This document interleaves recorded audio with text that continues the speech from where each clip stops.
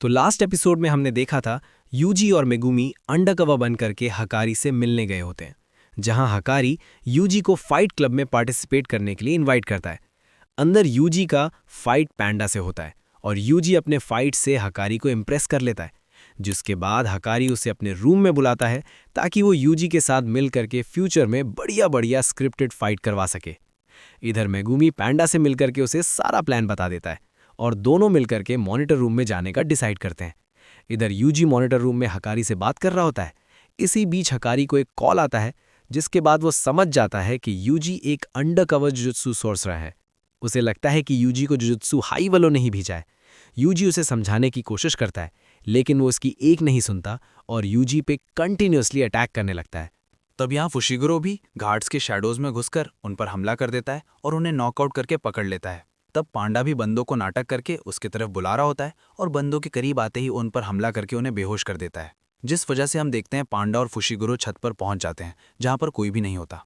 पर तभी वहां पर किरारा आ जाता है, जो कि पांडा को देखकर बहुत ज़्यादा हैरान हो जाता है और पांडा को भी समझ नहीं आ रहा होता कि किरारा हकारी के साथ क्यों नहीं है।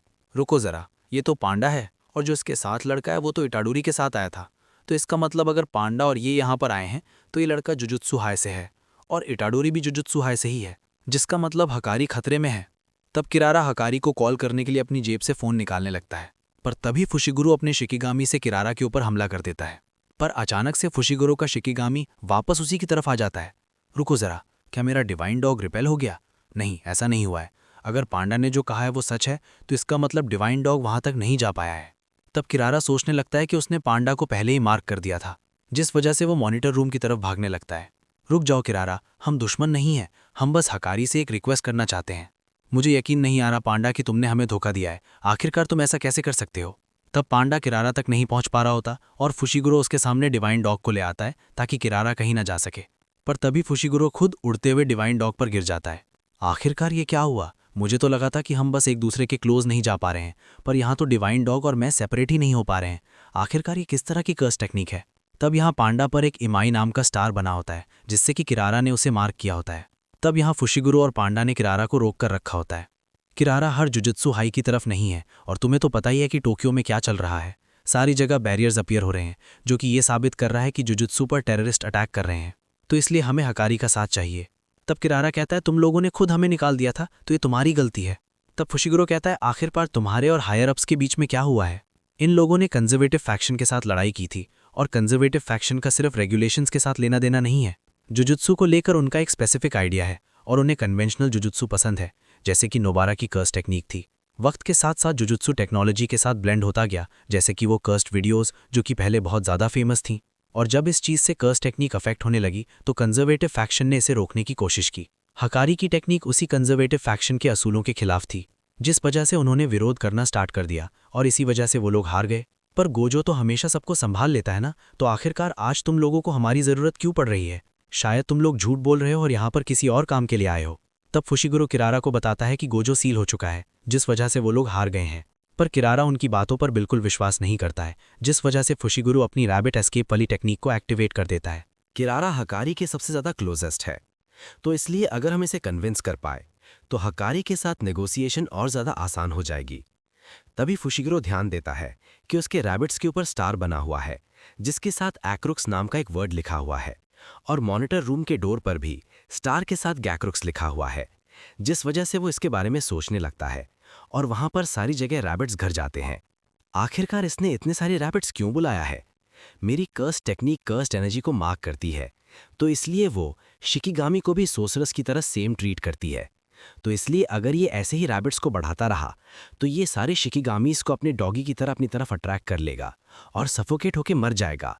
पर तभी अचानक से वो सारे रैबिट्स फूट जाते हैं और फुशिगुरो ने भी अपनी जगह चेंज कर ली होती है। तो पांडा, आखिरकार ये रैबिट एस्केप कैसा था? ये मेरी तरह ही क्यूट था। मैं ये नहीं पूछ रहा, मैं तो ये पूछ रहा हूँ कि ये रैबिट्स किसके करीब जा पाए और किसके नहीं। ये मेरे और सेकंड फ्लोर के करीब आ पाए थे, पर किरारा और मॉनिटर रूम के डोर से ये दूर रहे। ऐसी बात है तो आप एक बार ये चेक कीजिए कि आपकी बॉडी के ऊपर एक स्टार और एक वर्ड तो नहीं लिखा हुआ। तब पांडा देखता है कि उसकी बॉडी के ऊपर स्टार के साथ EI लिखा हुआ है और फुशिगुरो भी चेक करता है कि उसकी बॉडी के ऊपर स्टार के साथ एक्रुक्स लिखा हुआ है। शायद डिवाइन डॉग के ऊपर भी कोई मार्क लगा होगा, पर अभी भी मुझे ज़्यादा कुछ समझ नहीं आया है। मुझे एक चीज़ पता है कि इस कर्स टेक्निक का बेसिस कॉन्स्टुलेशन है, और वो कॉन्स्टुलेशन द सदर्न क्रॉस है। तब ये सुनकर किरारा बहुत ज़्यादा हैरान हो जाता है, जिससे कि फुशिगुरु को ये यकीन हो जाता है कि वो सही सोच रहा है। आखिरकार मैंने ये क्या कर दिया? हम दोनों के फेस के रिएक्शन से इसे सब कुछ समझ में आ गया है। इससे पहले ये यकीन नहीं था कि मेरी टेक्निक सदर्न क्रॉस पर बेस्ड है, पर मेरे फेस ने इसे यकीन दिला दिया है। तो अगर ये ऐसे ही पता करता रहा तो ये बहुत जल्द मॉनिटर रूम में एंटर कर पाएगा। मुझे इसे यहीं पर रोकना पड़ेगा। तब फुशिगुरु सोचता है, सुमिकी की वजह से ही मुझे सदर्न क्रॉस के बारे में पता है, पर क्या सदर्न क्रॉस के अंदर 4 पॉइंट्स नहीं होते हैं? फुशिगुरु, आखिरकार चल क्या रहा है? पांडा, सदर्न क्रॉस के अंदर तो 4 पॉइंट्स होते हैं ना? वैसे अगर वो क्रॉस है तो ऐसा तो होना ही चाहिए। मुझे लगता है कि किरारा की कर्स टेक्निक ने हम सभी को सदर्न क्रॉस का एक एक स्टार दिया है, ताकि हम लोगों के बीच में एक सर्टेन डिस्टेंस बना रहे। पर कि किरारा डोर के करीब जा सकता है और आप और मैं एक दूसरे के करीब आ सकते हैं, तो मुझे लगता है कि ये कर्स टेक्निक एक टेम्परेरीली या फिर एक बोर्ड गेम की तरह है, जिसमें रूट पहले से ही तय होता है। जिसका मतलब अगर हमें किसी के करीब जाना है तो हमें सीक्वेंशियल ऑर्डर में ही उसकी तरफ जाना पड़ेगा, और जो सेम स्टार्स होते हैं वो एक दूसरे को अट्रैक्ट करते हैं। शायद ऐसा हो सकता है कि ये टेक्निक कास्टर को इंक्लूड नहीं करती है। ऐसा नहीं है, क्योंकि किरारा डिवाइन डॉग के करीब नहीं जा पाया था। और शायद ऐसा हो सकता है कि हमारे स्टार्स और किरारा और डोल के स्टार्स एक दूसरे को रिपेल करते हैं। पर अगर ऐसी बात है तो आखिरकार किरारा रूम के अंदर क्यों नहीं गया है? शायद ये हमें रोकने के लिए वहां पर खड़ा है। किरारा शायद चुपके से मॉनिटर रूम के अंदर जाना चाहता है, ताकि हमें उन कंडीशंस के बारे में ना पता चल सके जिससे कि हम उस रूम के अंदर जा सकते हैं। जिसका मतलब यहाँ पर 5 या फिर 5 से ज़्यादा स्टार्स हैं। अगर मेरी फिक्स रूट वाली थ्योरी करेक्ट है और यहाँ पर सिर्फ 4 ही स्टार्स हैं, तो हम में से किसी एक को तो किरारा के पास पहुँचना ही चाहिए था। पर अगर हम दोनों के बीच में एक 5th स्टार है, तो हम दोनों को पहले उस स्टार पर जाना पड़ेगा, ताकि हम किरारा और उस डोर के पास जा सकें। पर अगर हमारे पास 6 या फिर 7 स्टार्स हुए तो हम क्या करेंगे? मैं उम्मीद करता हूं कि ऐसा ना हो, क्योंकि 5 स्टार होने से भी क्रॉस बनने का कोई मतलब ही नहीं बनता है। तब किरारा को एहसास हो जाता है कि उसका सीक्रेट बाहर आ गया है, जिस वजह से वो गाड़ी के ऊपर उतरकर ईमाई का स्टार लगा देता है, और वो गाड़ी सीधा पांडा की तरफ उड़कर चली जाती है, जिसे पांडा दूर फेंक देता है और फुशिगुरु को दूसरा स्टार ढूंढने के लिए कहता है। उस गाड़ी को दूर मत फेंकिए, क्योंकि किरारा ने उसके ऊपर आपके ही जैसा ईमाई वाला स्टार लगा रखा है, जिसका मतलब अगर आप उसे दूर भी फेंक देंगे तब भी वो आपके पास आती रहेगी। किरारा ने जो अभी किया है उसके हिसाब से उसे किसी के ऊपर स्टार लगाने के लिए उसे टच करना पड़ता है, पर किरारा ने ना ही मुझे टच किया था और ना ही रैबिट्स को। उसने सिर्फ डिवाइन डॉग को टच किया था, तो इसका मतलब ये ऑब्जेक्ट को मार्क करने की जगह लोगों की कर्स्ड एनर्जी को मार्क करता है। और अगर इसे ऑब्जेक्ट को मार्क करना हो तो शायद किरारा किसी तरह उन्हें कर्स्ड एनर्जी से चार्ज करता है, और इसी तरह किरारा ने उस कार को भी ईमाई स्टार दिया है। और अगर मैं ये सोचूं कि इस टेक्निक की रेंज ज़्यादा नहीं है, तो वो 5वां स्टार यहीं आसपास होना चाहिए। रुको ज़रा, वो रहा 5th स्टार। मुझे यहाँ पर हम तीनों के अलावा कोई और कर्स्ड एनर्जी महसूस नहीं हो रही है, जिस वजह से किरारा की कर्स्ड एनर्जी भी एक स्टार के साथ मार्क्ड है।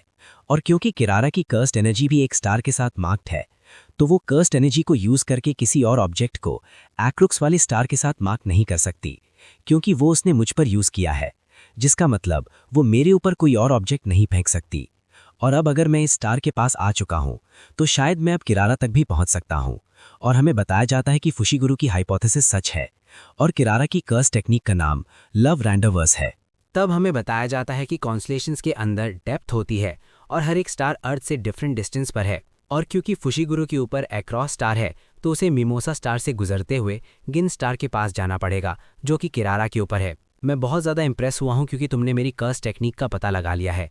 पर तुमने ये कैसे सोच लिया कि मैं तुम पर ऑब्जेक्ट नहीं फेंक सकता? मैं सिंपली अपनी कर्स एनर्जी से गिन स्टार को रिमूव करके बाकी चीज़ों को एक्रॉस स्टार से मार्क कर सकता हूँ, जिस वजह से तुम इन ऑब्जेक्ट से नहीं बच सकते। तो अचानक से फुशिगुरु का डिवाइन डॉग किरारा पर हमला कर देते हैं। आखिरकार ये डॉगी यहाँ पर कैसे आ गया? रुको, अब समझ में आया। उसने कभी भी अपने डॉगी शिकिगामी को कैंसिल नहीं किया था। क्या उसने ये गैस कर लिया था कि जो लोग सेम स्टार से मार्क होते हैं वो एक दूसरे को अट्रैक्ट करते हैं? तो इसलिए वो वॉल के पीछे चला गया था, ताकि वॉल की वजह से शिकिगामी उसकी तरफ ना आ सके। और जैसे ही मैं उनके बीच में आया तो वो डॉग भी बाहर आ गया, जिस वजह से उसने मुझ पर हमला कर दिया। टक। किरारा अपनी टेक्निक को कैंसिल कर देता है, जिस वजह से फुशिगुरु उसे पकड़ लेता है और उसे उसकी बात सुनने के लिए कहता है। टक। किरारा अपने आप को फुशीगुरु की कैद से आज़ाद नहीं करवा पा रहा होता। क्या तुमने वो सब कुछ प्लान किया था? पर तुम्हें तो ये अंदाज़ा ही नहीं होना चाहिए था कि डॉगी तुम्हारी तरफ आएगा या फिर तुम डॉगी की तरफ उड़कर जाओगे। तब फुशीगुरु कहता है, पहले तो मैंने बस तुक्का लगाया था, पर अब मैं समझ चुका हूँ कि जिसके पास ज़्यादा कर्स एनर्जी होती है वो दूसरी चीज़ को अपनी तरफ खींच सकता है। जब पहली बार डिवाइन डॉग ने मुझे अपनी तरफ खींचा था तब उसके पास ज़्यादा कर्स एनर्जी थी, पर इस बार मैंने तुम्हारे अटैक से बचने के लिए अपनी कर्स एनर्जी को रीइंफोर्स किया था, जिस वजह से वो मेरी तरफ आ गया। तब किरारा को ये बिल्कुल अच्छा नहीं लगता है, पर तभी फुशीगुरु उसे छोड़ के उसे उसकी बात सुनने के लिए कहने लगता है, जिस वजह से किरारा इसके लिए मान जाता है। तब थोड़ी देर बाद इटाडोरी उड़ते हुए मॉनिटर रूम से बाहर गिरता है, जिसे देखकर फुशीगुरु हैरान हो जाते हैं क्योंकि इटाडोरी को बहुत ज़्यादा चोटें आई होती है। फुशीगुरु, पांडा, बीच में मत आना। तो तुम अभी भी मुझे सीरियसली नहीं ले रहे हो। हकारी इटाडोरी को एक जोरदार पंच मारता है, जिसे देखकर फुशीगुरु और पांडा हैरान हो जाते हैं क्योंकि उन्हें यकीन नहीं हो रहा होता कि कोई इटाडोरी को भी इतनी बुरी तरह से मार सकता है। पर हम देखते हैं कि हकारी को ये एहसास हो गया होता है कि इटा बिल्कुल भी बचने की कोशिश नहीं कर रहा है, जिस वजह से हम देखते हैं इटाडोरी नीचे गिरते हुए अपने एक हाथ का सपोर्ट लेके दोबारा से खड़ा हो जाता है और उसकी नाक से खून निकलने लगता है। तुम तो पूरी तरह से पागल हो चुके हो। ये लड़ाई शिबुआ की लड़ाई की तरह नहीं है, क्योंकि हमें यहाँ पर इसे दिखाना है कि ये हम पर भरोसा कर सकता है, तो इसलिए ना ही मैं हार मानूंगा और ना ही मैं इसके साथ लड़ूंगा। तो चलो फिर ठीक है, मैं तुम्हारी बात तब तक सुनूंगा जब तक तुम ऐसे ही खड़े रहोगे। हकारी, रुक जाओ। ये लोग ये कह रहे हैं कि इन्हें तुम्हारी मदद चाहिए, जिस वजह से तुम्हें इनकी बात ज़रूर सुननी चाहिए। मैंने अभी अभी यही तो कहा कि मैं इनकी बात ज़रूर सुनूंगा। तो बताओ इटाडोरी, आखिरकार तुम्हें मुझ पर इतना ज़्यादा भरोसा क्यों है? आज हम पहली बार मिल रहे हैं ना? वो इस वजह से क्योंकि मेरे सीनियर्स को लगता है कि तुम स्ट्रांग हो। मुझे लगा ही था कि कोई ऐसी ही बात होगी। तब हकारी इटाडोरी को एक पंच मारता है। आखिरकार इसके पंचेज में इतनी ज़्यादा फोर्स क्यों है? ये चाहे जितनी मर्जी कम स्ट्रेंथ से मुझ पर हमला कर रहा हो, पर फिर भी मुझे बहुत चोट लग रही है। आखिरकार ये चल क्या रहा है? जब एक सोर्सरर दूसरे सोर्सरर से मदद मांगता है तो ये तय होता है कि वो दोनों एक दूसरे के भरोसे अपनी ज़िंदगी को जोखिम में डाल रहे हैं। तो इसलिए तुम्हें मुझे दिखाना होगा इटाडोरी कि तुम्हारे पास वो फीवर है जो कि मुझे ऐसा करने पर मजबूर कर सकता है। पर मुझे लगता नहीं है कि तुम ऐसा कर पाओगे, क्योंकि तुम तो यहाँ पर किसी और के ऑर्डर पर आए हो। आखिरकार वो बूढ़ा मासाची कर क्या रहा है? उसे तो तुम जैसे कमजोर बंदों को बाहर फेंक देना चाहिए था। मेरे पास कोई भी फीवर नहीं है, क्योंकि मैं एक कॉग हूँ और मैं सिर्फ उसी मशीन के अंदर लग सकता हूँ जिसके जरिए सोर्सरस कर्सेस को खत्म कर सकते हैं। तुम तो सच में बहुत ज़्यादा बोरिंग हो। फुशीगुरु को एहसास हो जाता है कि अगर ऐसा ही चलता रहा तो इटाडोरी बहुत ज़्यादा जख्मी हो जाएगा, जिस वजह से वो इटाडोरी को ये सब कुछ रोकने के लिए कहता है। पर तभी हकारी फिर से उसे मुक्का मारकर दूर फेंक देता है। इससे बहुत ज़्यादा दर्द हुआ ना? गोजो के अकॉर्डिंग मेरी कर्स एनर्जी पावरफुल है और इसी वजह से तुम्हें चोट लग रही है, पर लगता है तुम अभी तक मरे नहीं हो। तो पांडा, इटाडोरी को यहाँ से लेकर दफा हो जाओ और कभी मुझे अपनी शक्ल मत दिखाना। तब इटाडोरी फिर से हकारी के पीछे आकर खड़ा हो जाता है, जिससे कि वो पूरी तरह से चौंक जाता है, क्योंकि उसने हकारी के 3 मुक्कों को पूरी ताकत से झेला होता है। आखिरकार तुम हो क्या? मैंने कहा ना कि मैं बस एक कॉग हूँ और कॉग्स का बस एक ही फंक्शन होता है और वो है कर्सेस से छुटकारा पाना। तो इसलिए अगर उस चीज़ के लिए तुम ज़रूरी हो तो मैं तब तक हार नहीं मानूंगा जब तक तुम मान नहीं जाते। तो बताओ हकारी, आखिरकार तुम्हारा फंक्शन क्या है? ये लड़का तो बहुत ढीठ है। क्या इसकी आंखें मुझे ये बता रही हैं कि इसके पास भी फीवर है? तो हकारी फिर से इटाडोरी को पंच मारने लगता है, पर किराना उसे समझाता है कि अब उसे शांत हो जाना चाहिए, क्योंकि इटाडोरी ने खुद को साबित कर दिया है। जिस वजह से हम देखते हैं हकारी फुशीगुरु और पांडा को नीचे बुला लेता है ताकि वो उनके साथ एक डील कर सके, और इस वजह से फुशीगुरु किरारा को थैंक यू कहते हैं। इसकी कोई ज़रूरत नहीं है, मुझे अभी भी हायर अप से नफरत है। पर हकारी का फेवर तब अच्छा लगता है जब अजस्तु हाई के लोगों की मदद कर रहा होता है, जिस वजह से मैं चाहता हूं कि ये तुम लोगों की मदद करे। पर तभी थोड़ी देर बाद वहां पर कलिंग गेम का कुगाने आ जाता है, जिसे देखकर सभी लोग हैरान हो जाते हैं। अटेंशन प्लेयर्स, एक प्लेयर ने कलिंग गेम के अंदर एक न्यू रूल को ऐड किया है, जिसके अकॉर्डिंग एक प्लेयर दूसरे प्लेयर के name, points, number of rule added और करंट कॉलोनी की इन्फॉर्मेशन को एक्सेस कर सकता है। तब हमें कुछ टाइम पहले का सीन दिखाया जाता है, जहां पर हम कलिंग गेम के एक प्लेयर काशिशो को देखते हैं, जिसने एक प्लेयर को मार दिया होता है और उसे 5 पॉइंट्स मिले होते हैं। ये तो बहुत ज़्यादा कमज़ोर है, बल्कि 400 साल पहले तो बहुत ज़्यादा टफ सोर्सरर्स थे। तो आखिरकार ये सकूना है कहाँ? तुम 200 पॉइंट्स तक पहुंच चुके हो, तो क्या तुम 100 पॉइंट्स का इस्तेमाल करके कलिंग गेम के अंदर किसी रूल को ऐड करवाना चाहते हो? तो चलो फिर एक रूल को ऐड किया जाए। मैं चाहता हूं कि प्लेयर्स के नेम और पॉइंट्स टोटल सभी को दिखाई दें, ताकि हम उनकी ताकत का अंदाज़ा लगा सकें। पर क्योंकि रूल को ऐड करने से उनके पॉइंट्स घटते हैं, तो इसमें यह भी ऐड करना कि आखिरकार उन्होंने कितने रूल्स को ऐड किया है और साथ में वो किस कॉलोनी में है। तो अब इस रूल को ऐड कर दो कोगाने। अब इसके बाद से नेक्स्ट एपिसोड में काफ़ी मज़ा आने वाला है, क्योंकि अब तक से कलिंग गेम प्रिपरेशन आर्क चल रहा था, तो मे भी आपको बोरिंग लग सकता है, बट नेक्स्ट एपिसोड से फाइनली कलिंग गेम स्टार्ट हो जाएगा, तो अगर मिस नहीं करना चाहते हो तो हमारे चैनल को ज़रूर से सब्सक्राइब कर लेना। एंड अगर आपको ये एपिसोड अच्छा लगा हो तो इस वीडियो पे दबा के लाइक एंड कमेंट कर दो। खैर, आज के लिए इतना ही। मिलते हैं आपसे नेक्स्ट वीडियो में। बाय।